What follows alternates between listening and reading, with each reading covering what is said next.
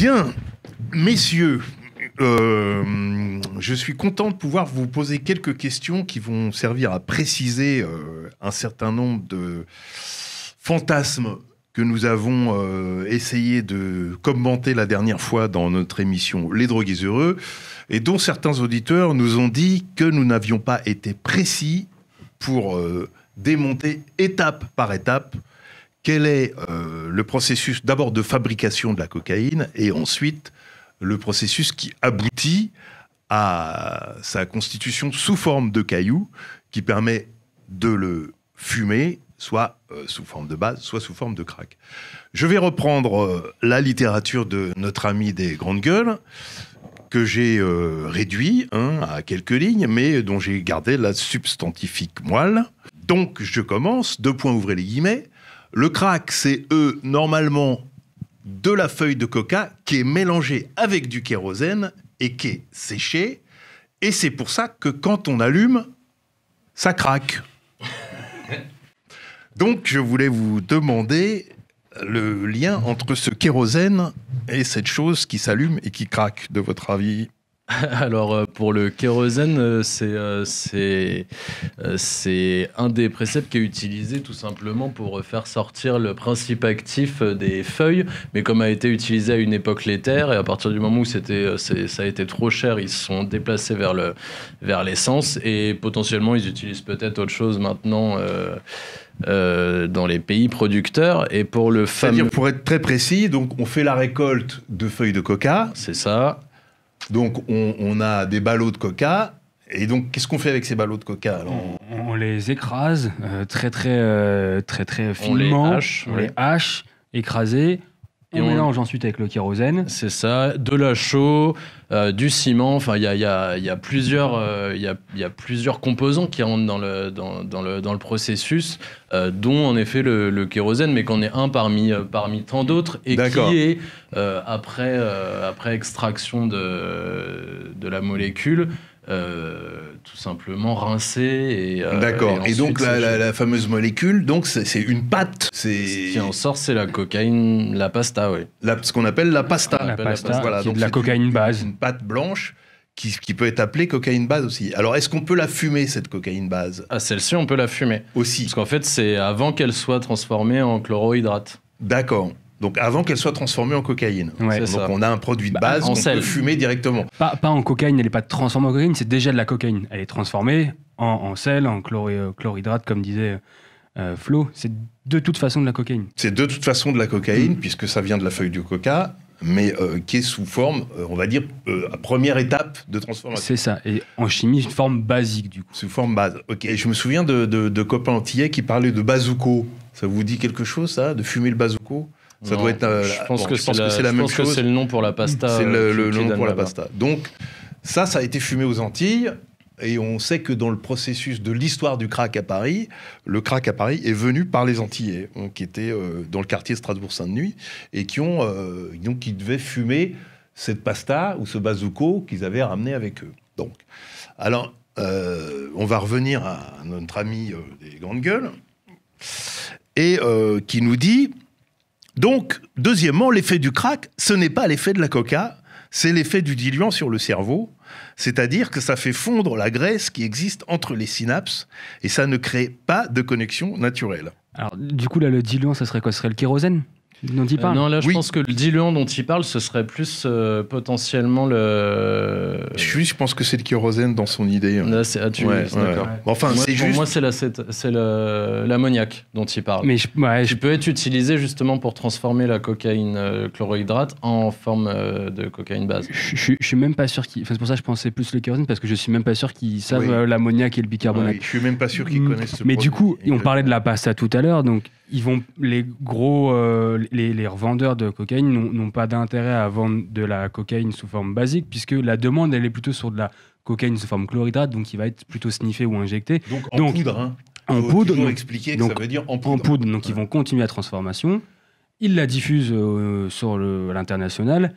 Et après, les gens qui veulent fumer parce qu'ils préfèrent ce mode de consommation, ils vont la passer de la forme acide à la forme basique, Avec de l'ammoniac et du avec bicarbonate. de l'ammoniac ou du bicarbonate de soude, qui est d'ailleurs bien moins dangereux de le faire au bicarbonate qu'à l'ammoniac. Hein. D'accord. C'est un point Mais donc la RDR important. repasser en fait sous forme base, en faisant le processus inverse. Exactement. Voilà. Pour faire un peu de RDR, si vous basez chez vous, basez au bicar, s'il vous plaît, pas à l'ammoniac. Et en fait, cette forme, on repasse la cocaïne en cocaïne base pour pouvoir la fumer, tout simplement parce que la cocaïne, lorsqu'elle est sous forme de chlorohydrate, elle supporte pas la chaleur. Donc à partir du moment où elle va être à plus de 98 degrés, en sachant qu'une flamme, on est plus près des 300 que des 100 degrés, elle est dans ces cas-là détruite et le principe actif, il reste très peu de principe actif. Ouais. Du coup, on la repasse en forme basique. Pour pouvoir la fumer, parce que dans ces cas-là, elle supporte la chaleur. D'accord. Et ça permet de pouvoir prendre tous les principes actifs, un maximum de principes actifs en tout cas. Ok. Donc en fait, ça veut dire que quand on a de la poudre de cocaïne, si on saupoudre une cigarette, on a toutes les chances de perdre l'effet du produit. Carrément. Voilà. D'où l'intérêt de la passer sous forme de cocaïne base ou de crack. Et donc en fait, c'est exactement la même chose. C'est exactement la même chose. Il y a une image qui a été faite d'ailleurs dans un commentaire d'Astud et qui était pas mal derrière la vidéo. C'est justement, c'est comme quand vous passez de l'eau en forme de glaçon. Mais vous avez la molécule, c'est de l'eau, c'est de l'H2O, rien n'a changé. C'est juste la forme de la molécule qui a changé. C'est exactement la même chose pour le chlorohydrate ou la cocaïne base. C'est ça, l'eau elle passe de l'état liquide à l'état gazeux, bah là la coke elle passe de l'état acide à l'état basique. Moi j'ai envie de citer un des seuls trucs que j'ai retenu de mes cours de chimie, c'est rien ne se perd, rien ne se crée, tout se transforme. Voilà, rien ne s'est perdu, rien ne s'est créé, ça s'est juste transformé. D'accord. Alors, on va terminer avec, en apothéose, là.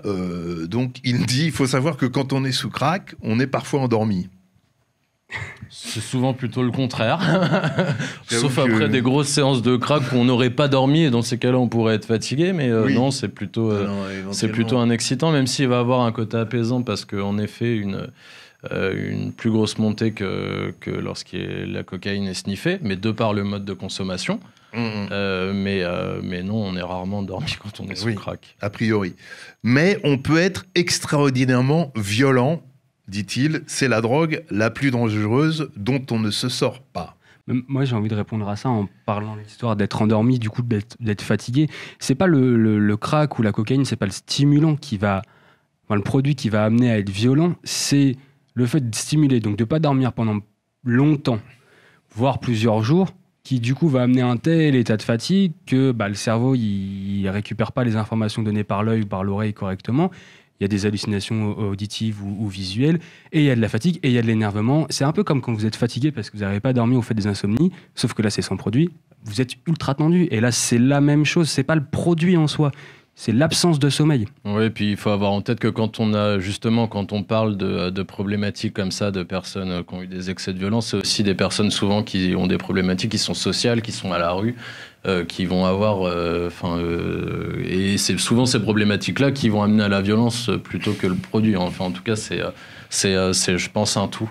Et il y a des consommateurs, moi j'en connais, qui fument de la cocaïne base les week-ends entre potes et qui font ça seulement 1 à 2 fois par mois ou même seulement de temps en temps dans l'année, et c'est pas pour ça qu'ils sont accros et qu'ils n'arrivent pas à s'en sortir. Donc non, ça on peut complètement le... Voilà, d'où l'histoire de on ne s'en sort pas, qui est quand même régulièrement ramenée, y compris dans les médias. Quels commentaires on peut faire de ça Les gens qui sont pointés du doigt comme ne s'en sortant pas, c'est des gens qui sont dans une situation de précarité. Ils ne se sortent pas de la précarité en soi. Et du coup, c'est ce qu'on remarque. Les gens dont parlait Flo, qui fument chez eux avec leurs potes le week-end de temps en temps. Ils sont pas violents, ils font pas d'histoire, ils arrivent à dormir, à reprendre un rythme. Donc, ils vont pas voir de spécialistes addictos parce qu'ils ont pas de problème avec leur conso forcément. Donc en effet, c'est des gens qu'on ne voit pas, et dans ces cas-là, voilà. On peut pas les prendre en compte. Et d'où ce qu'on peut dire aussi sur la fameuse dépendance au crack, puisque dans l'idée de beaucoup de gens maintenant, c'est la drogue qui rend dépendant immédiatement après avoir fumé une taf. Qu'est-ce qu'on peut dire ? Aucune molécule de toute façon. La dépendance, même pour les opiacés, il faut un certain temps pour qu'elle s'installe, et c'est pareil pour l'alcool et pour toutes les drogues. Et après, on est toujours avec avec la rencontre d'un produit à un instant T, et d'une personne, et des problématiques qui sont bien plus complexes que la simple problématique de je prends de la drogue, j'apprends quotidiennement, et c'est ça mon problème, c'est là-dessus. Mais justement, sur la dépendance physique à la cocaïne, tiens, c'est intéressant ça. Est-ce qu'il y a une dépendance physique ?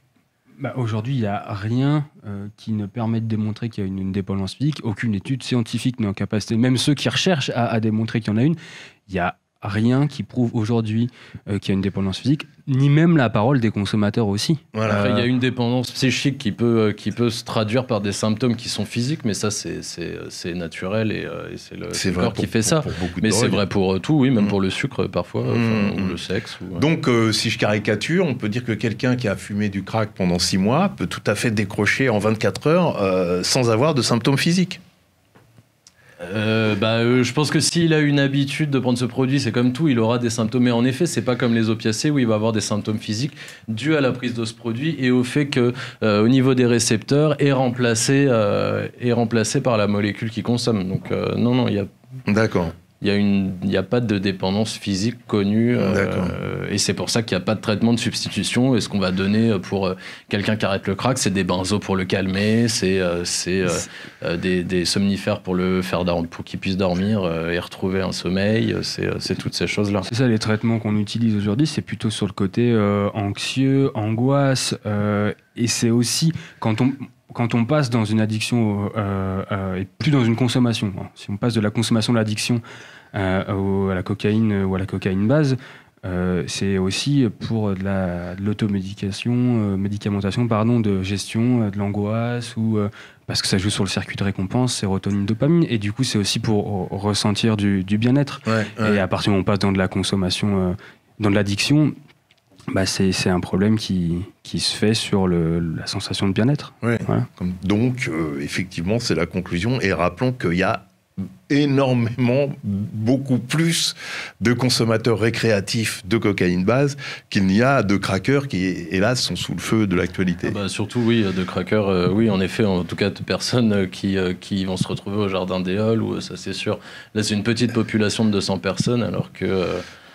sur les consommateurs récréatifs, on est sur plusieurs milliers. D'ailleurs, on ne peut pas les dénombrer sur la France entière. C'est ce qui était mis en avant dans l'interview de Daniel Obono aussi, moi, que je trouvais très intéressante, sur les 300-400 personnes qui sont sous les projecteurs par rapport aux à peu près 40 000 consommateurs de cocaïne base. Donc... On se fixe sur une sur une problématique qui est limitée à un nombre de personnes qui est restreint, ultra restreint. Et parce que la drogue, encore une fois, a bon dos, pour pas pointer d'autres problèmes. On parlait en off des problématiques aux Antilles. Alors on n'a pas l'expertise là-dessus, mais il y a aussi une problématique de précarité, d'emploi, et aussi comment t'occupes ton temps quand on ne propose rien d'autre que être dehors, quoi. Puis on sait que les usagers, que ce soit du Jardin des Halles ou de Stalingrad, les petits 200 usagers justement qu'on pointe, leur problématique première, c'est justement des problématiques qui sont sociales avant d'être des problématiques de consommation de drogue. C'est la consommation de drogue, elle est là en tant que béquille pour ces gens-là. Parce que être dans la rue, c'est quelque chose de compliqué. Donc, même si certains d'entre eux, d'ailleurs, disent qu'ils retrouvent une vie communautaire, une vie culturelle à travers cette consommation. Il y en a qui arrêtent de consommer, mais qui retournent voir les personnes, par exemple, à la colline ou à Éole, juste pour, en effet, avoir ce lien. Avoir un peu de contact. Et effectivement, ce que tu évoquais sur les Antilles, c'est important parce qu'on n'en parle jamais, mais les autres scènes de crack, véritables scènes de crack en France, c'est les Antilles et c'est la Guyane, parce qu'il y a certainement une problématique culturelle aussi, donc liée à l'identification, à la cocaïne, la communauté noire. Enfin, il y a plein de choses dont on ne parle jamais. L'accessibilité aux produits aussi. L'accessibilité aux zones de production. Le fait que c'est des drogues qui sont quand même... qui apportent des satisfactions évidentes. Et donc, voilà, je pense que c'était bien qu'on revienne un peu sur tous ces stéréotypes. Et d'ailleurs, les messieurs et dames des grandes gueules, là, si vous voulez notre avis, on est prêt à le donner avec grand plaisir, quand vous voulez.